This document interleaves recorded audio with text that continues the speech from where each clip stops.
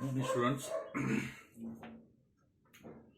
Yesterday we have completed 8 of the examples of exercise 4.3. So today we shall continue the next examples, that is 10th example. Okay. 10th one.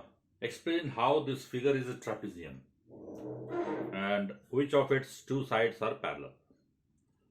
So what we have to do? First of all, we shall draw the figure. I always told you to draw the figure with the help of scale and pencil.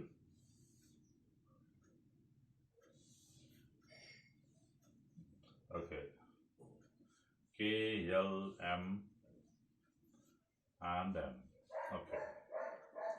And it is given that this is 80 degree and M is 100 degree. Okay. So now you have to prove this is a trapezium. How you can say this figure is a trapezium? If you want to say anything is this and that, if you want to say this and that, you have to explain the properties. You have to explain the properties of that thing. If you want to say something is a wall clock, something is a wall clock, or something is a house, something is a tree, but it should have some constituents. What are those constituents? If it is a wall clock, it should have numbers from 1 to 12, and it should have the minute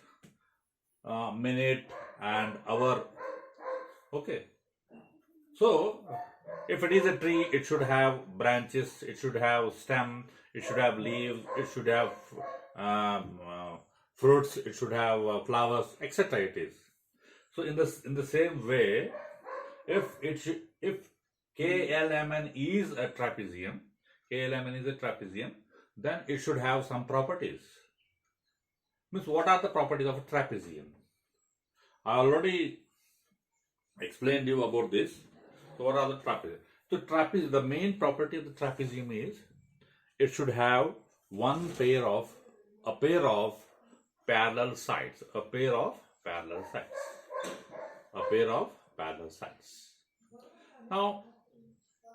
Now here it is not given that the sides are parallel. So you have to prove the sides are parallel. Now by looking at this figure, Kn and ML are not parallel. By looking at this figure, we can easily say they are not parallel. Okay. But KL and Mn could be parallel.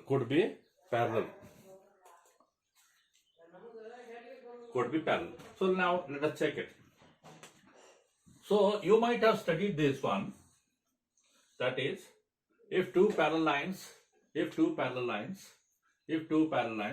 is bisected by a transversal, then what are the properties it has? Now first let us write numbers 1, 2. These are the angles.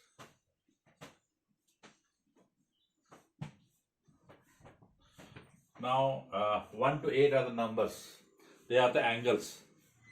Now we know the first property is alternate angles. Alternate angles are equal. When it is possible, when two parallel lines is bisected by a transversal, then these are properties. So alternate angles are equal. So what are the alternate angles here? Angle 4 equal to angle 5. Angle 3 equal to angle 8. So these are called interior alternate angles. You can say these are the interior alternate angles. Now the second thing. Second is corresponding angles are equal. Corresponding angles are equal. So now what are the corresponding angles? So angle 1 equal to angle 8. Angle 4 equal to angle 7. Angle 2 is equal to angle 5. Angle 3 equal to angle 6. These are corresponding angles. If two lines are bisected by or intersected by a transversal, then these are the. Now what is the third property? The sum of the, that is interior angles. The sum of the interior angles of one side of transversal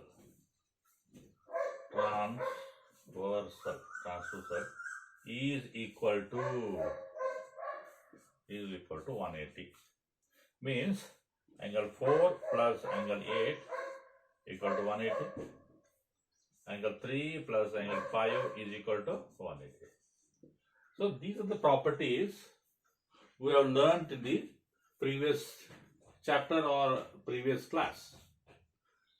So on the basis of these, now we have to see.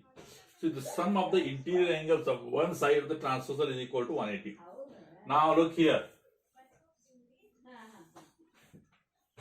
These are the two lines. Now this is a transversal. Forget about this line. Now you look here. These are the two lines. We don't know. These are parallel, but these are the two lines, and a line is bisecting it, that is transversal. Now look here. What is the property? Angle 4 plus angle 8 equal to, means the interior angles. Sum of these two interior angles should be 180.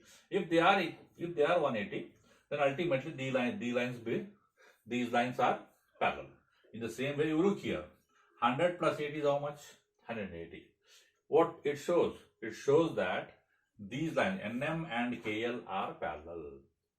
Therefore, we know that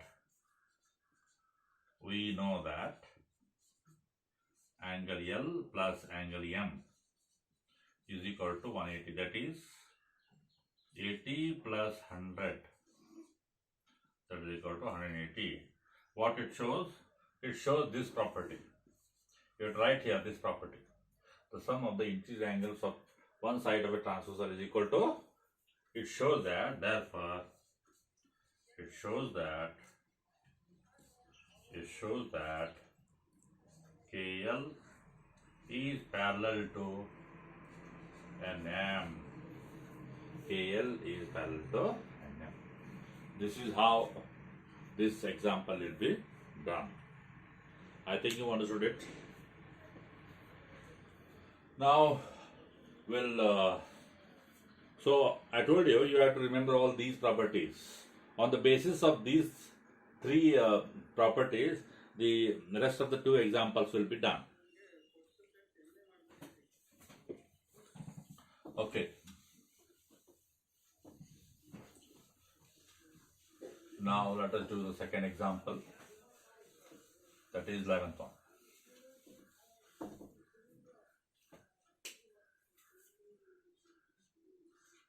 Okay, what is the 11th one now? First of all, draw the figure.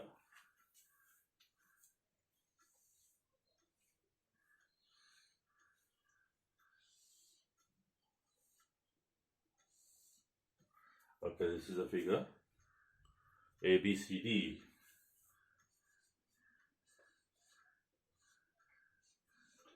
Okay, now, and this is given, that is 130 degrees. Now, first of all, we need to remember what is given. What is given? What is given here? It is given here AB parallel to CD. It is already given. AB parallel to CD, and angle B is equal to 130. To find क्या है? To find angle C. You have to find angle C. Now look here. As we have discussed and understood in the previous example that if two lines are parallel and a transversal cuts it, the sum of the interior angles of the one side of the transversal is equal to how much? 180. Look here. Look in this figure. As already told, AB and CD are parallel lines. Now just extend it for our convenience. Extend these lines. Look here, forget about this line. Now look here. There are two parallel lines and a transversal is cutting it. So already told that they are parallel lines. It means what? It means the sum of the two interior angles is equal to 180. Okay now. So as already told, they are AB and CD are parallel. It means the property that is already existed. What is that property? The sum of the two interior angles of one side of a transversal is equal to 180. So according to that, angle B plus angle C equal to 180, because AB parallel to CD. AB parallel to CD. Already given it is. On the basis of that, the sum of the interior angles of one side of the transversal is equal to how much? 180. So angle B plus angle C is equal to 180. So angle B is how much? 130 degree. But we don't know angle C. Keep as it is and 180 as it is. So angle C is equal to 180 minus 130. So angle C is equal to 50 degrees. This is how this example will be done. I think now I have understood how it is done. Okay. Now, 12th example now.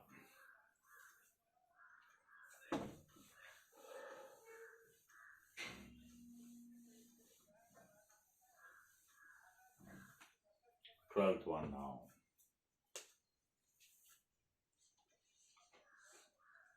What is it? First draw the figure.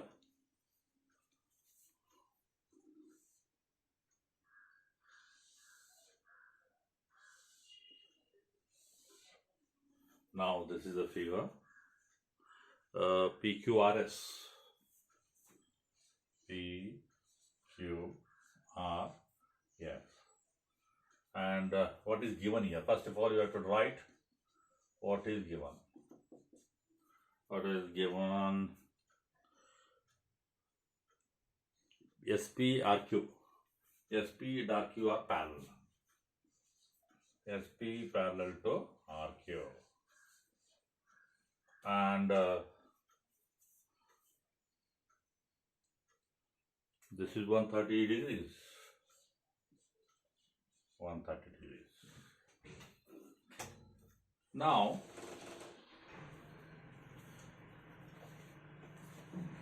okay, this is 130 degree, and angle R is 90 degree. Angle R is given. So you have to write here. Angle Q is equal to 130 degree. Angle R is equal to 90 degrees. It is given. What to find? What to find? Angle S and angle P. So you have to find angle S and angle P. Now solution. Now it is already given SP and RQ are parallel. It is already given SP and RQ are parallel lines. So now just extend this line and just extend it. Look here. Let us find first S. Now just tilt this figure like this. Now let us do it like this. Here.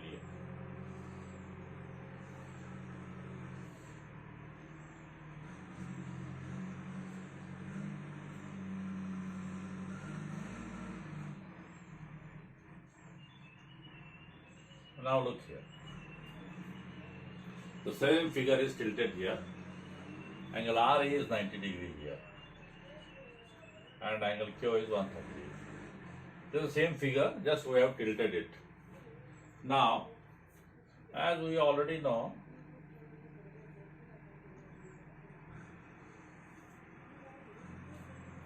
if these two are parallel lines and a transversal is cut down, and the sum of the two interior angles is how much? 180. But same formula you have to get. You have to write. Now we know that angle R plus angle S equal to 180. Angle R plus angle S equal to 180. Why? Why? Because angle R is how much? 90 degrees. Angle S we don't know, that is 180. So angle S equal to 180 minus 90, that is equal to 90 degrees. Angle S equal to angle 90 degrees. In the same way, same formula. See, look here. These are the parallel lines, and just extend this line. And we know sum of these two lines is how much? Sum of the two interior angles is how much? Again 180. Same formula. For this you have to write, because SP is parallel to RQ. So when in mathematics, whatever you are doing it, you have to tell on which property, on the basis of which property you are solving it. So this is a property that is SP parallel to RQ. The same way, again you have to write angle Q plus angle P is equal to 180. Angle Q you know, that is 130 degrees. Angle P we don't know.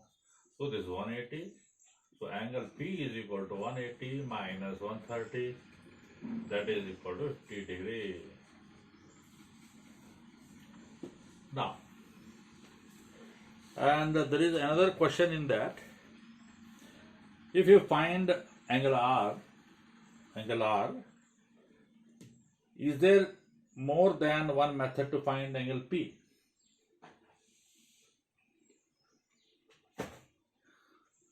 Now the question is there any method to find angle P? Now again same thing, SP parallel to RQ. Now you don't know. Okay, up to now you have done it. We don't know angle P, how to find it. Now there is a property you might have studied. The sum of the four angles of a quadrilateral is how much? Sum of the four interior angles of a quadrilateral is how much? That is 360. That is 360. So we know sum angle property. Angle sum property. Angle sum property of quadrilateral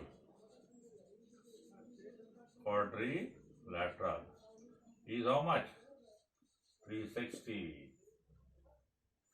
On the basis of that, angle P plus angle Q plus angle R plus angle S is equal to 360.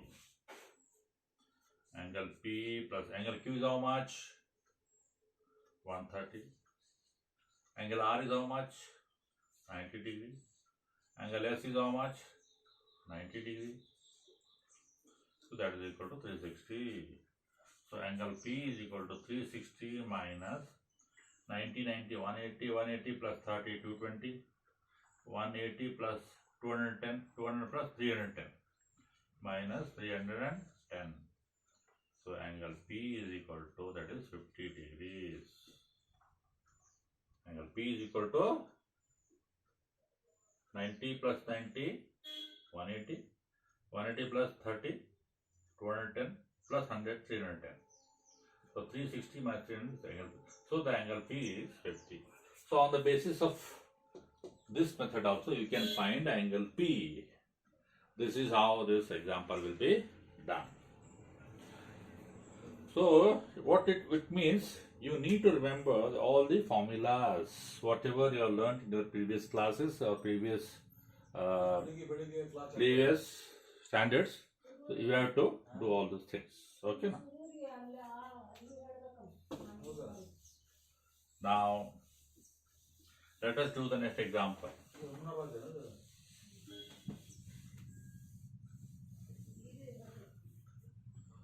Okay, now we have completed this exercise.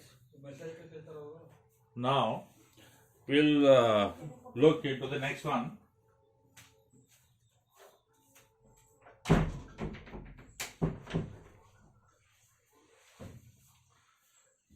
Now we move towards the next part of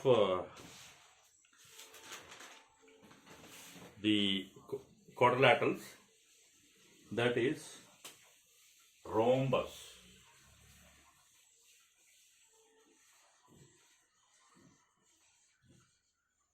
Rhombus. Now, what is a rhombus?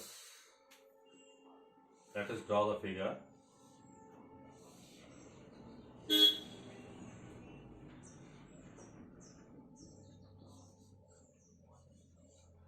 ABCD is a rhombus.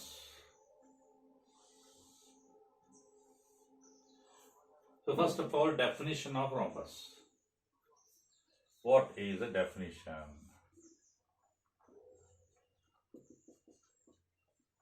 What is the definition of a rhombus? First of all, it is a quadrilateral.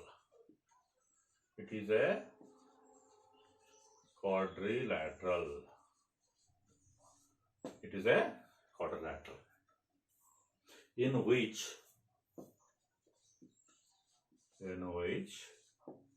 all the sides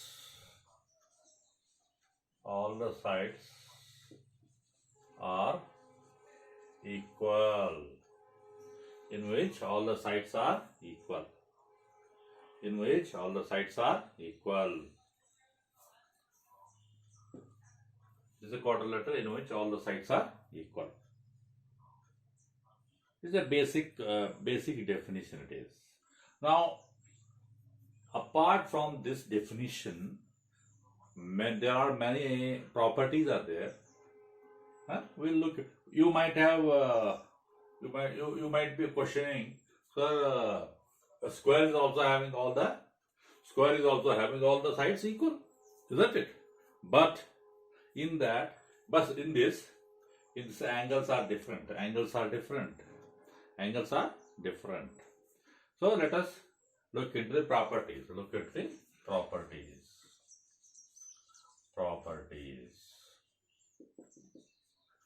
So already one of the properties are given here. All the sides are equal. All the sides are equal. What is the second property? Opposite angles are equal.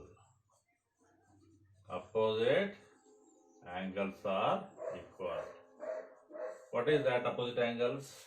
So angle C equal to angle A, angle D equal to angle B. Here you can see angle C is equal to angle A and angle D is equal to angle B. So what is the third property? Third property is what? The opposite sides are equal and parallel. Opposite sides are equal and parallel. Opposite sides are equal and parallel. Very important it is. Equal and parallel. Now that is AD parallel to BC, AD parallel to BC,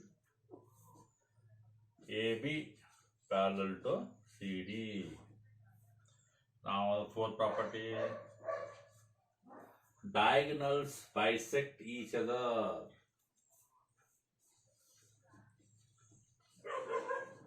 Diagonals bisect each other. Diagonals bisect each other at 90 degrees.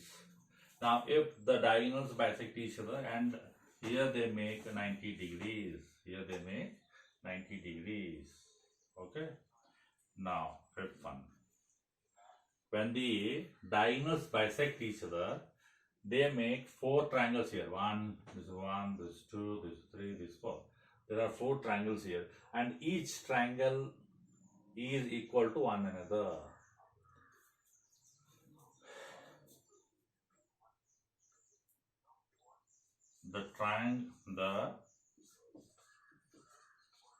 The triangles made by the diagonals are congruent.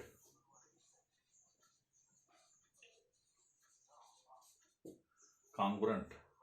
Have you heard the word congruent? Congruent means equal. In all respect, they are equal. In all respect, they are equal. In all, so this is equal to this, and this is equal to this, and this is equal to this, and this is equal to this, this is equal to this, this is equal to this. Means everyone is same.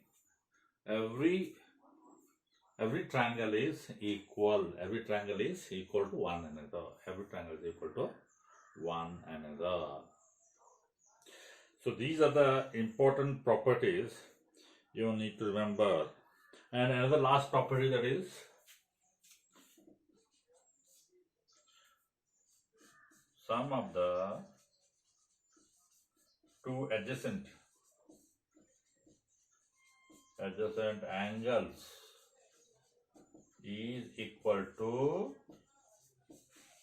180 degrees. Means angle A plus angle B is 180, angle B plus angle C is 180, angle C plus angle D is 180, angle D plus angle A is 180. Means same thing it is. Got it now? So these are the 6 properties you need to remember while studying rhombus. Because on the basis of these properties only, you can solve the examples. I think you understood what all points you need to remember while solving the rhombus problems. Thank you. Bye.